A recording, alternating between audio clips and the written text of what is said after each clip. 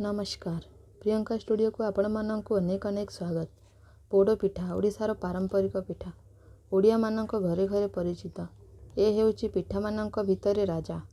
पोड़ पिठा खाइबाकू समस्ते भल पाती। देखिबाकू गले बहुत प्रकार पोड़ पिठा बनी थाए। ता भितरु गोटे प्रकार पोड़ पिठा मु बनईची। देखंतु यह देखिबाकू केमिति कॉल एवं नरम बनीची। ताहेले यार सबु टिप्स को मु आपण मानक सहित शेयर करी। वीडियोटी को शेष पर्यंत देखंतु एवं चैनल जदि नुआ अछंती ताहले चैनल को सब्सक्राइब कर नियंतु।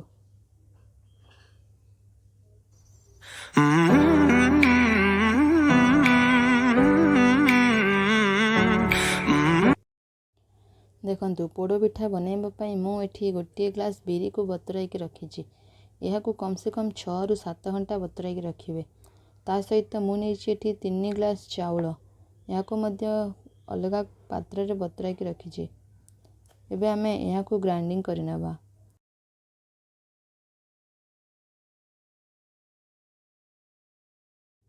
देखंतु बिरी एवं चाउल को मैं ग्राइंडिंग कर नहींची।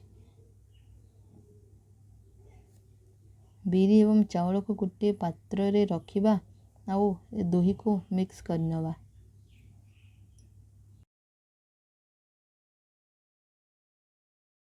मने रखिदेबे चाउल एवं बिरी दुही को अलग अलग ग्राइंडिंग करवा।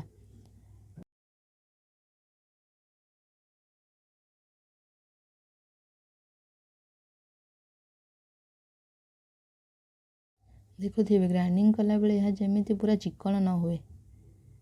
तारे देखंतु बिरी एवं चाउल को गोटे पात्र मिक्स कर नहीं। एबे एठी मु ऐड करूची काटिकी रखिथिबा छोट छोट नड़िया ता सहित काजू नड़िया कोरा अलैच गोलमरीच गुंड एवं ता सहित 2 कप चीनी। यह को भी भल भाव मिक्स करनेबा। एबे मु ऐड करूची एठी स्वाद अनुसार लूण। लूण को इथे भल भाव मिक्स करवा एवं यहाँ को किछि समय पई कवर करके रखी नबा। एठी देखंतु हम गोटे कढ़ाई रे नेची 2 चम्मच घी ता सहित बाटिकी रखिथिबा बिरी को मु इथे ऐड करूची।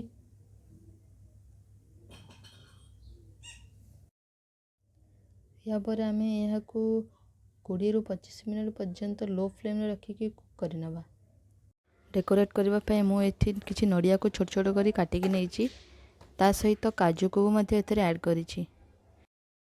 देखंतु केते बढ़िया भाव रे रेडी होई सारी हमर पोड़ पिठा। पिठा को काटिकी मध्य मु आपण माननकु देखौची केते सुंदर एवं सॉफ्ट देखा जाउची। एथिरे थिबा सब टिप्स को आपण माने मध्य फॉलो करंतु एवं बनेकी ट्राई करंतु। पुणी आसीबे नेक्स्ट रेसिपी नेकी। आज पई रहूची। नमस्कार। जय जगन्नाथ।